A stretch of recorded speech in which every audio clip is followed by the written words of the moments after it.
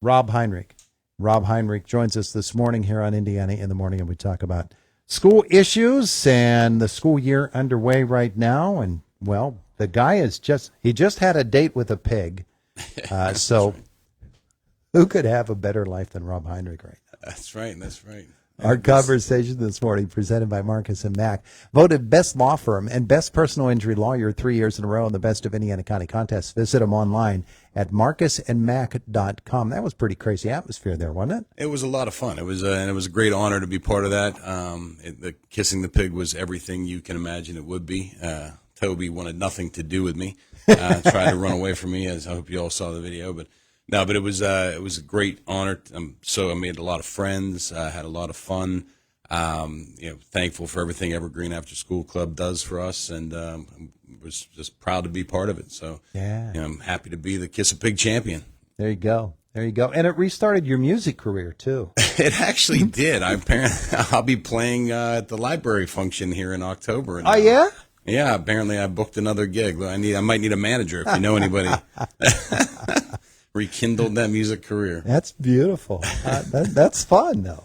It is. You know what? If that's an easy way to give back, if people want to hear me play guitar and sing a couple songs, it's happy to do it. It's easy and fun, and yeah, it's good. It's a diversion too. It is, absolutely, for sure. Yeah. Hey, this is not diversionary at all. This is fantastic. The Inclusive Playground. We've had them in a few times over the course of the last couple of years, basically from the beginning, getting this thing going.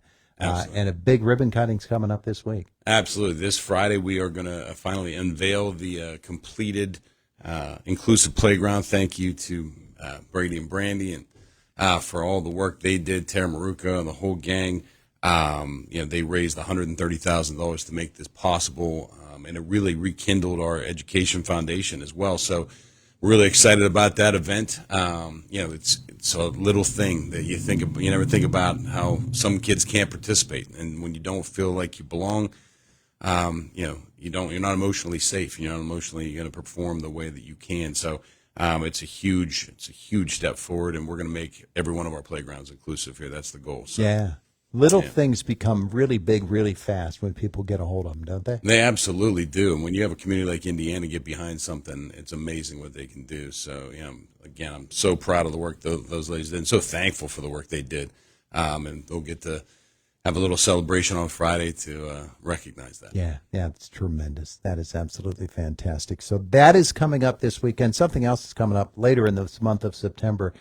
The Education Foundation, getting it rolling again. Of course, when you have an organization with ambitions such as they have, it takes money to do that. And so you're in the process of helping to raise money for that. And absolutely. And that's exactly that. The Inclusive Playground really kickstarted this idea again. We can get behind. There's so many little projects that need to be done.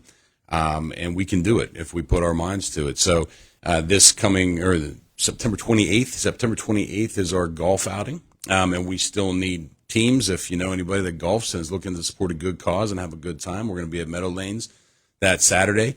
We would love people to come out and support this, and we have dedicated several different areas where people can give. You can give to athletic programs, you can give to inclusivity projects, you can give to STEM initiatives, career initiatives, the arts and music. So anything you want to support and you feel that we could do a better job at is a great way to get involved and put some money behind it. So. In addition to being the man every pig wants to kiss and a burgeoning rock musician, folk musician, do you golf?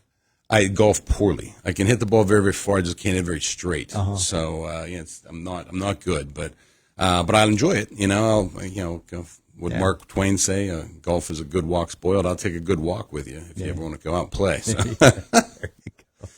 So. Be just like Bing Crosby, right down the middle. Right, yeah. I gotta train myself. But with you, it's right down the middle. Where it wound up is a riddle. And that's the second line of that No doubt. song. Yeah. No. All right. So the Education Foundation golf outing. Somebody wants to sign up for that. What do they need to do? They can go to iasd.cc at the very top of the page, our webpage. You'll see a link for the foundation. You can see all of the different projects we have coming up, all the different events we have coming up.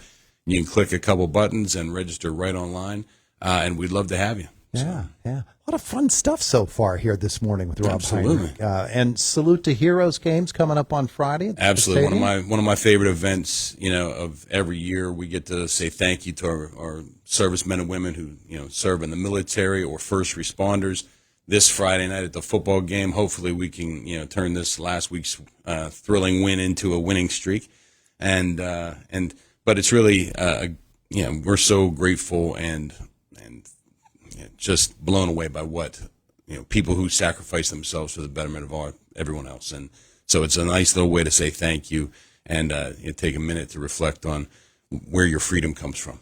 So Mr. Rowan's been working very hard on that with the National Guard, local National Guard units helping out. So looking forward to that event. Yeah, that'll be a good event. Yeah, and it really gives us a perspective on what happens when you leave your high school years and you move on into life. There are any number of heroic ways that our lives are impacted, and people can obviously be a part of that. Absolutely. We need service, right? We need not only military volunteers, but we need firemen and we need EMTs and we need people who are going to be those evening and weekend warriors and make sure everybody's safe. So, it's a nice way to bring that attention to the kids.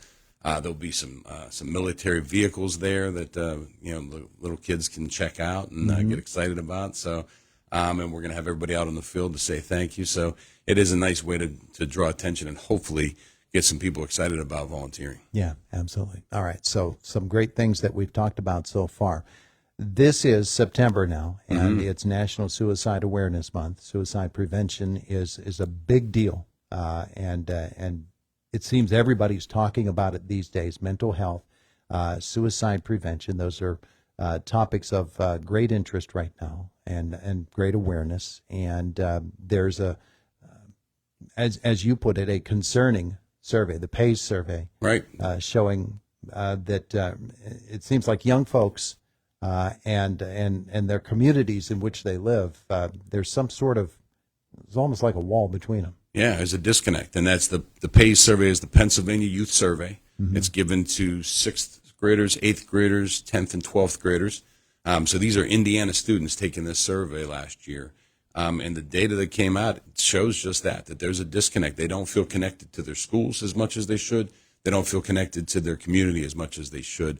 And those are risk factors. Another thing that makes Suicide Awareness Month that much more important, because we know that when the risk factors go up and the protective factors drop, that suicide risk is increased, and we never want to lose a child. So it's something that we need to be aware of as a community. It's something that we are definitely aware of and working on. I'd like to bring my friends from the United Way next time maybe and talk about some of the initiatives that we're going to put together to try to break down that wall between them. And hopefully we keep kids safe. So that's another thing. If you can connect with your kids, make sure they're involved in some sort of activity, take the phone off them, to use your parent controls and make the phone turn off at certain times, just to make sure that you have meaningful conversations and your students are involved in some sort of social event, whether it's your church, your neighborhood, your school. They need to be involved in something. And it's not me saying this. This is scientific research saying the more involved they are, the more protected they are. The idea of awareness is a wonderful thing, but that awareness needs to come with some sort of action, and usually it is going to be the kids themselves and their role in whatever that action is that's going to make the big difference. Absolutely. And, we, again, are blessed in Indiana. We have great kids. We have the Leadership Club that spawned the Green Ribbon Club, or the Green Bandana Club at Indiana Area High School, which are kids looking out for other kids who might be depressed, isolated, ostracized. They go out. We have the Ambassadors Club. When you have a new student that comes into the school district, someone connects with that person and tries to get them involved in the community. So we have kids that are aware of this, and kids do spawn that kind of proactive service when they see a need. So we have great kids and a great community. We just got to make sure that we're vigilant and aware. Yeah, absolutely. Okay. So another big thing and a good thing, when the Fulbright teachers arrive, the international scholar teachers, it's always amazing. We have them here on Indiana in the Morning. And it's usually toward the end of their time here in Indiana. Right. But it's fantastic when they come, and they bring so much to the school. And they're back at Indiana this week. Yeah, they're coming this week. They come at the end of this week. I think they come. They show up. But next week they're going to be at our school board on Monday. We have a reception for them next Friday, the 13th, I believe. And I'm smiling ear to ear because the joy that they bring, the wonder that they bring. The opportunity to learn that they bring is so incredible. We're honored to have them. We're lucky to have them come into our schools and share a little bit of their knowledge and their world experience and their culture with us.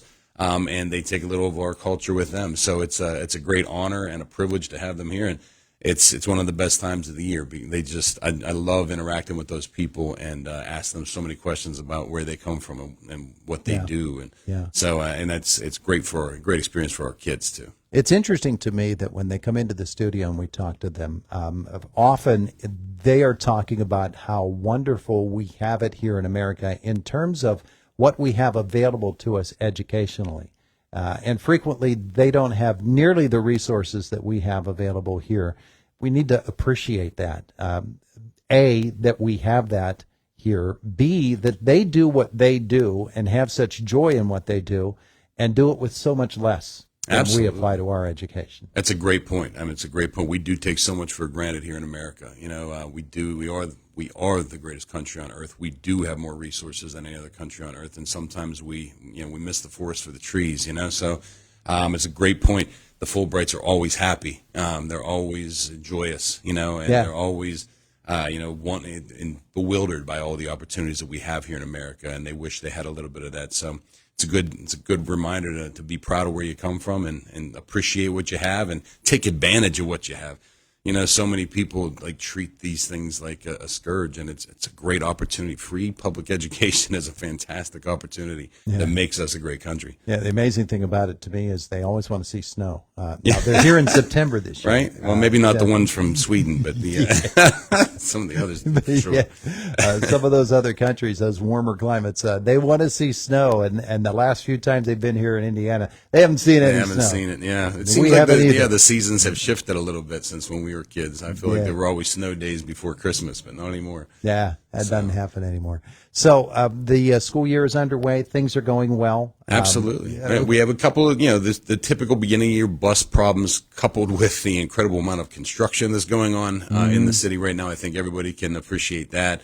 So we ask that you be patient with us a little bit while we work out some of the bus schedules because, they can run 15, 20 minutes late sometimes when they run into construction or, it's kind of a domino effect. You hit construction here and that puts the whole schedule off.